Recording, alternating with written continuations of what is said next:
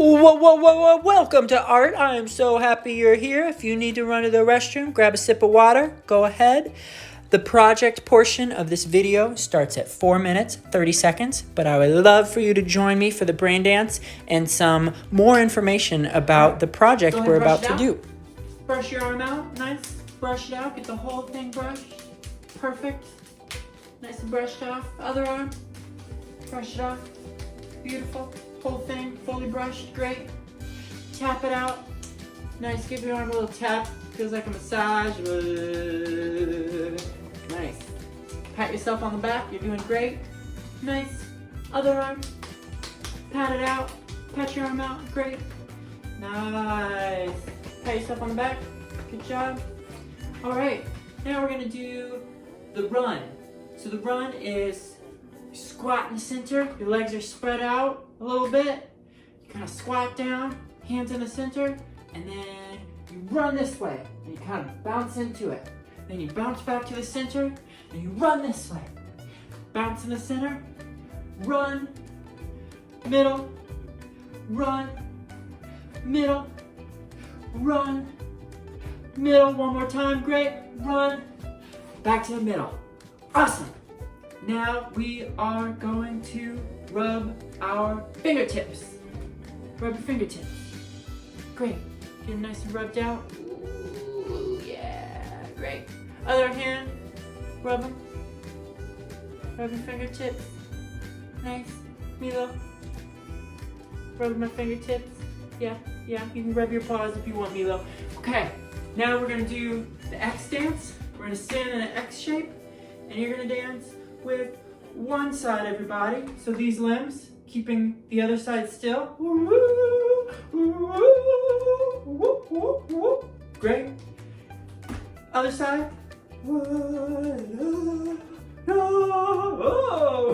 Trying to stay balanced. Keeping this side still, but moving this side.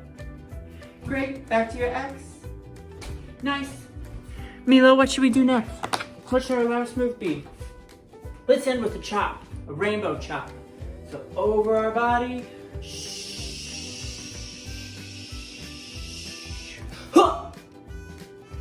Good job.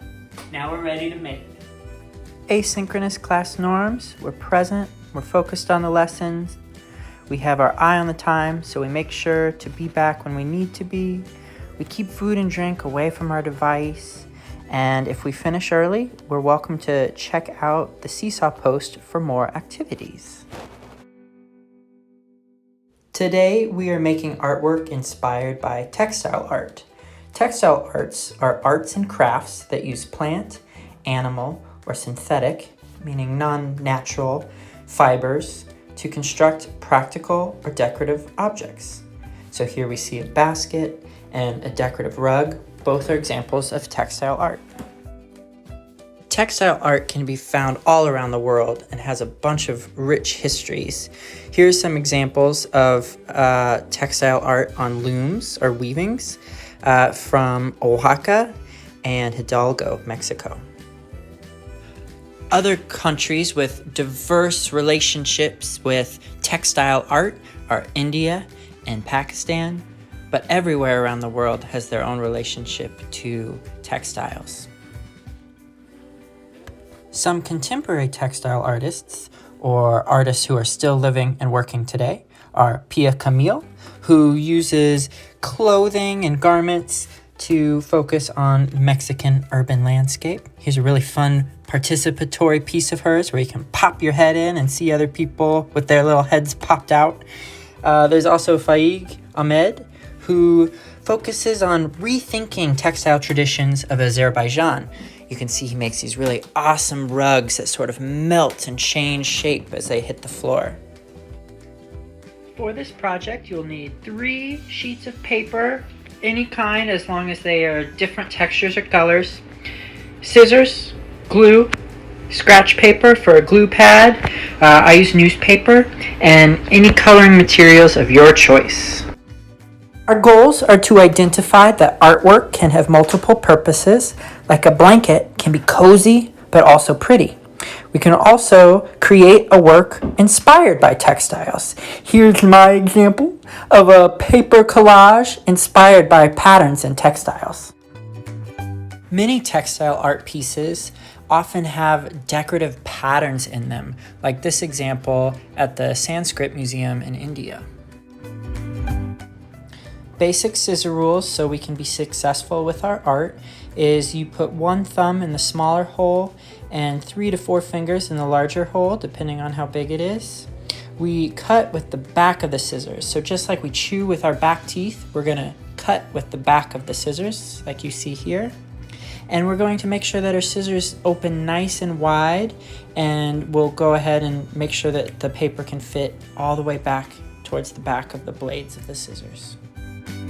So step 1 is to cut shapes out of 2 of our pieces of paper. They can be whatever shapes look pleasing to you, and we will go ahead and use those for our textile collage. All right, so now you're going to start cutting out shapes from your construction paper pieces. And sometimes when we cut out shapes, we want to go to the center of the paper and cut the shape out of the middle. But we don't have to do that. We can make it a lot easier on ourselves. Use the edges of the paper as sides of our shapes. So one example of a shape is a triangle, which has 3 sides, right? So we can use 2 sides of the edge of the paper, make just one cut, an angled cut. Ta-da! We have a triangle from making one single cut by using the edges of our paper to form the other sides. So again, instead of cutting into the center of the paper to make our shape in the middle, we can think about how we use the edges of the paper to help us make our shapes. So here I'm going to cut out a square. I'm going to use 2 edges of the paper for 2 edges of my square, cut in, take my scissors out, cut in from another side, making sure I'm using the back of my scissors, like we use the back of our teeth to chew. Ta-da! I made a square with just 2 cuts. All right, go ahead and start cutting your shapes. Another tip I have is to move the paper when you're trying to make different angles or shapes, and keep your scissors facing forward. So the paper's what moves and your scissors stay in the same position. Try and cut out at least 6 shapes from each color. So if we have 2 colors we're cutting shapes from, 6 shapes from each color, that will make 12 shapes in total. You won't use all of your construction paper from these 2 sheets to make your shapes, so whatever's left over, go ahead and save that construction paper for another project.